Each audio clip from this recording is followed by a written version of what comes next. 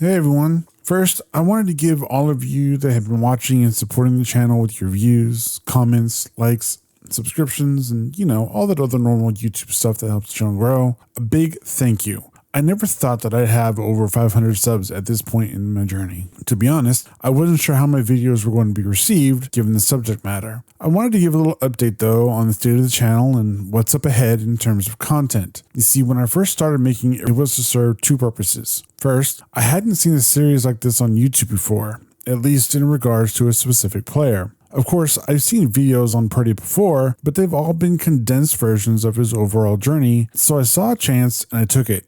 And 25 videos later, the series is still going strong. It's become very personal to me because it represents not just Purdy's journey, but mine as well. Because the second purpose the series served was for me to dip my toes into the giant pool called video editing. I've learned a lot since my first video, and if you've watched the series from beginning to end, you can see that evolution. I started this journey with only cut up footage, and now I'm using split screen transitions, track mats, After Effects integration, and my personal favorite, masking. Recently though, a friend of mine gave me an idea. You see, once Irrelevant ends, at least for now, I will be making other video content.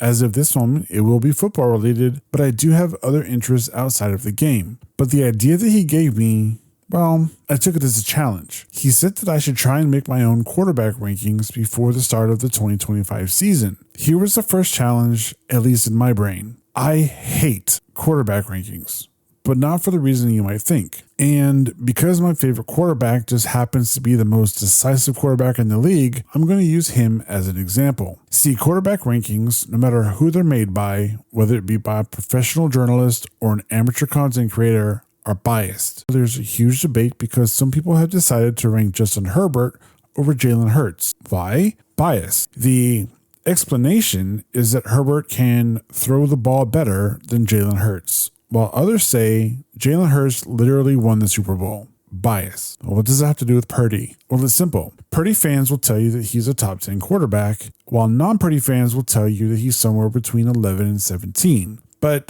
there's this weird thing that people who rate him low will sometimes say. Now, I haven't really followed the Niners closely, but from what I've seen, see, that's an issue. Purdy fans will tell you he's a top 10 quarterback because of what he puts on film and his stats, and the ones that rate him lower will say that his stats are inflated and that they haven't seen the same thing on film. You see, my theory is that they're only watching the highlights and not the actual games. You can usually assume that when those people pull out the same tired narrative of he's always throwing to wide open people. Niner fans will normally counter that with, tell me you've never watched Purdy play without telling me you've never watched Purdy play. So because of that slight, I told myself that I was never going to make my own quarterback rankings because there's always going to be an inherent bias, even if I make them. Most people agree on the fact that Patrick Mahomes is the best quarterback in the NFL, followed by some combination of Josh Allen, Lamar Jackson, and Joe Burrow. Joe Burrow is usually ranked number 4, with Allen and Jackson being interchangeable at the second and third spot.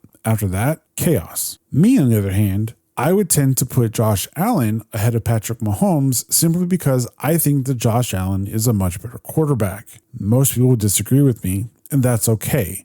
But see, bias. I happen to like Josh Allen more than I like Patrick Mahomes. Therefore, my brain says, put him number 1. Now, most people, after the Super Bowl, would put Hurts at number 5, but others would disagree with that. Why? Bias. So I thought, how could I make a quarterback ranking and not have my own bias influence said ranking? And it's actually very simple. You simply have to take your emotion and bias out of the equation. For me, I've always dealt with problems by mapping them out and taking my emotions out of the results. That way, anyone who wants to argue is simply arguing with a wall. They're arguing with something that's already been proven, statistics. And before you say anything, I already know what you're going to say. Stats can be manipulated and they only tell a part of the story and blah, blah, blah. Except that only happens because you're putting your own emotion and thought into it. So ask yourself this. What would happen if everyone was put on, for lack of a better term, an even playing field? And to make sure that everyone was put on that even playing field,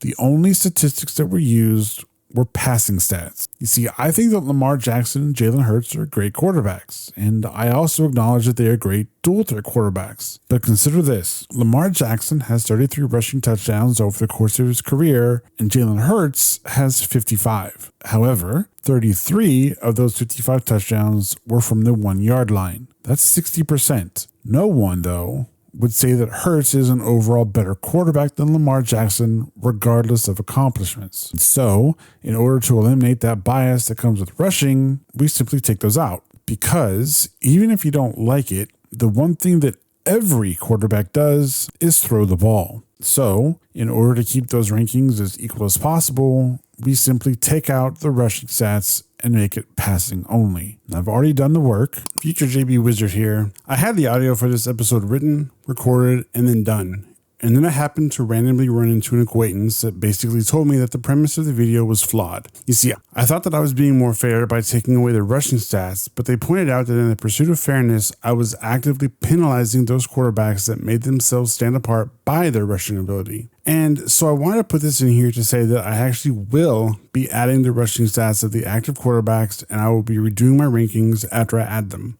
So don't worry, each quarterback is going to get a fair shake. But that does mean that quarterbacks who traditionally don't run may not be as high as you think they should. And with that out of the way, back to the video. I've gathered the data and I've formulated my rankings already. But because I want to get better with video editing and up the production values of my videos going forward, this is something that's going to take a bit. Well, what does that mean? Well, it means that I'm going to be putting Irrelevant on a short hiatus for a few weeks. The reason is because I need to dedicate my brain power to this idea, and I won't have time to work on this and the normal Irrelevant episodes. So, with that said, I hope that if you made it this far, you'll come with me on this side mission as I rank the top 32 quarterbacks going into the 2025 season. I promise you, there are going to be a lot of surprises along the way because even I was shocked where certain people landed. Until next time, thank you all so much for watching, and I'll see you later.